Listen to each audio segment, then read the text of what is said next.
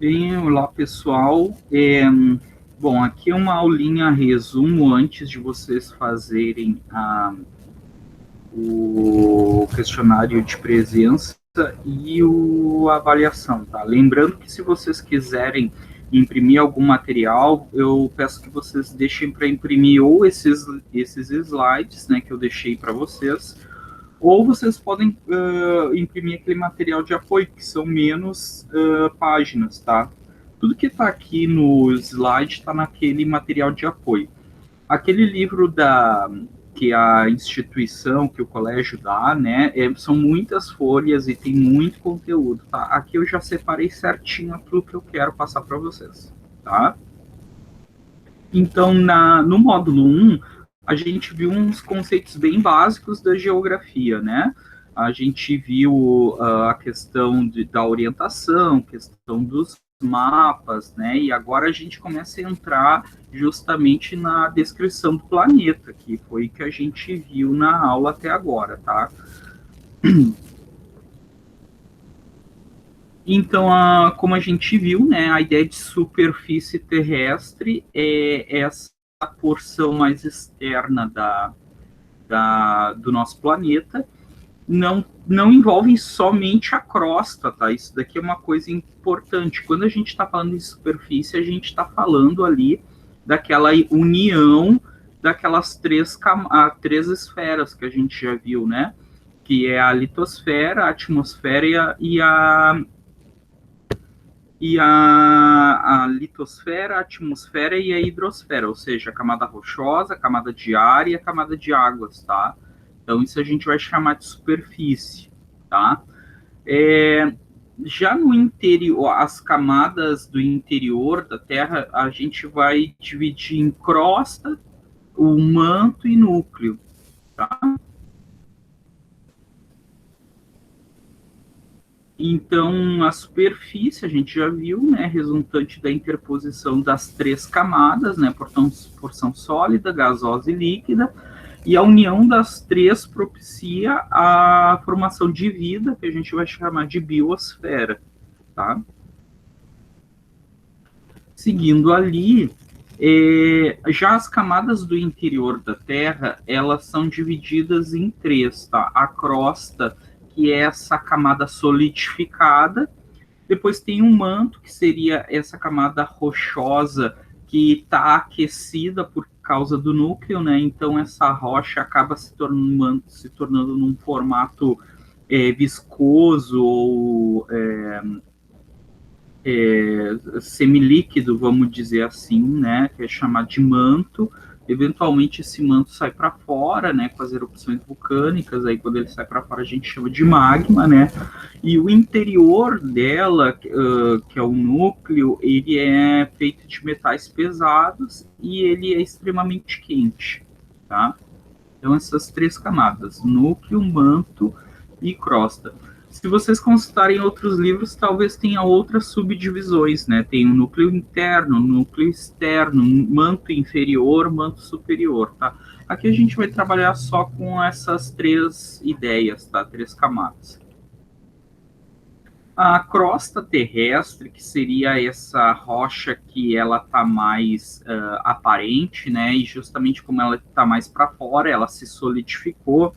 Essa rocha ela não é uma camada uniforme, unida, tá? Ela é toda quebradiça. Cada um desses grandes blocos, desses grandes pedaços, a gente chama de placas tectônicas, tá? E aí a gente entra nas esferas, tá? Então, camada rochosa, camada de gases e camada de água, né? A gente começou, então, a ver a litosfera, né, que é a camada da Terra que compõe a superfície sólida. Trata-se da mais fina das camadas do planeta, sendo considerada uma espécie de casca do mundo. Mas lembrando, né, essa casca ela não é juntinha, ela não é toda uniforme, ela é toda quebradiça, tá? Ela é formada por diversos blocos que estão boiando por cima do manto, né? Elas estão em constante movimento, tá? Basicamente, a litosfera ela é composta de rochas e minerais, tá? Esses minerais, eles acabam muitas vezes se formando ou ficando aparente quando eles se solidificam. Essa solidificação dessas rochas, elas vão formar terrenos bem diferentes, bem disformes, né? Esse conjunto de formas que formam a superfície terrestre a gente chama de relevo, né?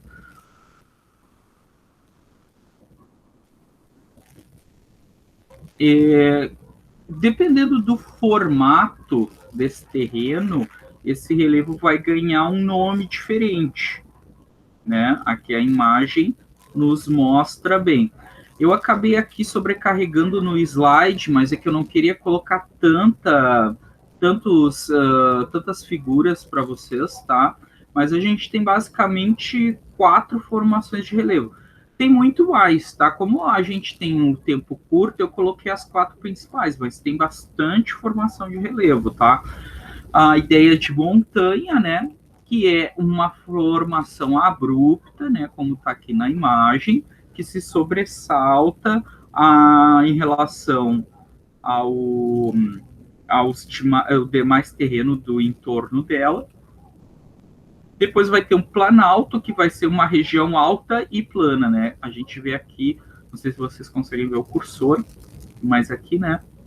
Uma parte mais alta e plana é a planície, que é justamente uma área plana e baixa, né? Plana e baixa. E aqui a gente não tem, tá? Que seria a depressão, que seria essas áreas mais que fazem esse rebaixamento aqui, ó. Esse rebaixamento aqui é chamado de depressão. E aí a gente tem dois tipos, né? Se é uma depressão acima do nível do mar, a gente chama de depressão relativa, e se é abaixo do nível do mar, é uma depressão absoluta. A segunda esfera vai ser essa camada gasosa, que se chama atmosfera, tá? Que é o conjunto de gases que envolve o nosso planeta. Ele também é dividido em diversas camadas, né? Eu coloquei ali o desenho, né? E aqui o significado de cada uma das camadas. Então, a troposfera é a camada mais baixa, que é onde a gente está, é onde ocorrem todos os fenômenos atmosféricos, que é a chuva, nevoeiro, o vento, tudo ocorre ali, e é onde tem a maior quantidade de oxigênio, que é onde é propício ter vida, né? A estratosfera, que é a camada acima, é acima de mais ou menos 17 quilômetros acima, né? Ele está acima desses fenômenos atmosféricos, tem uma diminuição gradativa da temperatura e aonde as naves, aviões e etc. Sobrevoam, tá? Justamente ali na estratosfera. Já na mesosfera, a mesosfera seria um meio, né? É um meio termo entre a ionosfera e a estratosfera, né? A mesosfera seria justamente onde há a camada de ozônio, tá? Que é um gás que envolve a Terra, que ele protege o planeta dos raios ultravioletas, tá? E ele também protege para que a maior parte dos raios seja filtrada, tá? Seja filtrada. Por isso, quando se chega bem próximo da camada de ozônio, fica muito, muito frio, né? O texto traz para vocês que pode chegar até menos 90 graus. Agora, quando tu passa pela camada de ozônio, ela pode ficar até 150 graus positivos, né? Ele chega muito alto, o calor fica muito alto, claro, porque não tem mais aquela proteção, né? A ionosfera, que justamente é uma região muito quente, claro, porque está acima da camada de ozônio, mas ela também tem uma grande concentração de íons, né? Esses íons são os responsáveis por mandar de volta os sinais de rádio e televisão que as antenas emitem, né? Por isso que é possível a comunicação em vários pontos da Terra, por causa desse retorno que esses gases fazem das ondas de rádio, né? E por fim a exosfera, né? Que já é a última camada já saindo do campo, né? De gases da Terra, tá? Por fim, né, a hidrosfera, que é o conjunto de águas presente na superfície terrestre e em todos os seus estados físicos, seja líquido, sólido ou vapor d'água, né? O conjunto dessas águas a gente chama de hidrosfera, tá? A maior parte das nossas águas estão presentes nas águas salgadas, né? Cerca de 97% de toda essa água está presente lá. Só 3% é composta de água doce, ou seja, está disponível para o ser humano beber. Por isso, essa extrema preocupação de cuidar dessa água doce disponível, porque ela é bem limitada, né? E a maior parte dessa água ela está congelada, né? Ela está congelada nas regiões polares. Bem, da união, né? Eu esqueci aqui, eu pulei o slide, desculpa. A água ela tá é um elemento que está em constante movimento, né? Esse movimento da água a gente chama de ciclo da água, tá? Que ele está envolvido primeiro com a evaporação por causa do calor, né, dos raios solares. O vapor sobe até as camadas mais elevadas da atmosfera. Aquele vapor quente ele se transforma em água de novo quando ele chega, quanto mais alto, mais frio, né? Então ele se transforma em líquido de novo e ele precipita, ou seja, ele cai. Esse cair da água que a gente chama de chuva, né? E ele volta de novo para o solo. Esse ciclo constante a gente chama de ciclo da água, desculpa. Bem, da união dessas três esferas é possível ter vida no nosso planeta. E então a gente tem essa última camada chamada de biosfera. Bios quer dizer vida, né? A esfera da vida, que é justamente por causa desses três principais elementos, a água, o ar e a terra, é propício ter vida no nosso planeta, tá? Com essa biosfera, ela tem o desenvolvimento de diversas características de acordo com o clima, de acordo com o tipo de solo de cada região, né? Isso a gente vai chamar de ecossistema, tá? A união de vários ecossistemas, claro, é a biosfera, né? Claro, sem dúvida nenhuma. Então, esses ecossistemas que são um conjunto de seres vivos que tem um equilíbrio autossuficiente, ou seja, eles produzem e consomem alimentos, né? É o que dá as principais características dele, né? As principais características. E tem diversos ecossistemas. Não vou trabalhar com vocês, porque não dá tempo, né? Mas, enfim, e o que caracteriza esse equilíbrio dos ecossistemas é uma coisa chamada cadeia alimentar, né? Cadeia alimentar que é um esquema, claro, que a gente, enquanto ser humano estudioso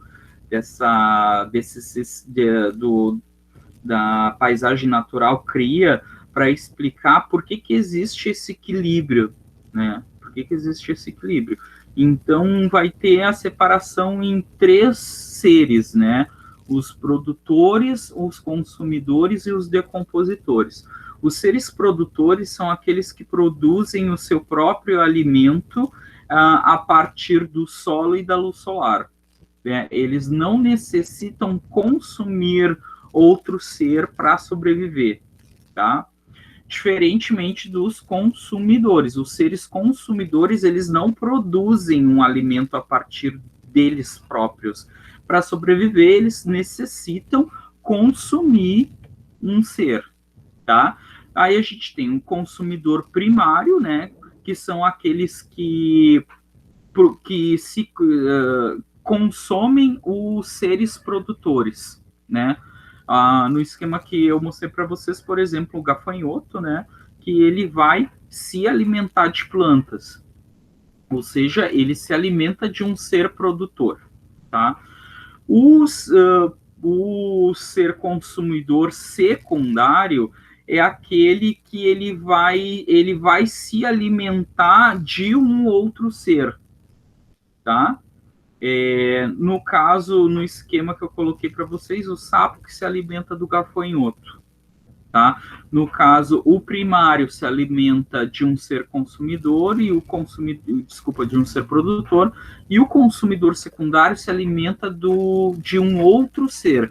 Não necessariamente ele vá se alimentar somente de um ser de um consumidor primário, ele pode consumir qualquer outro ser, tá? E o consumidor terciário, os consumidores terciário compõe o último nível de consumidores se alimentam dos consumidores secundários, tá?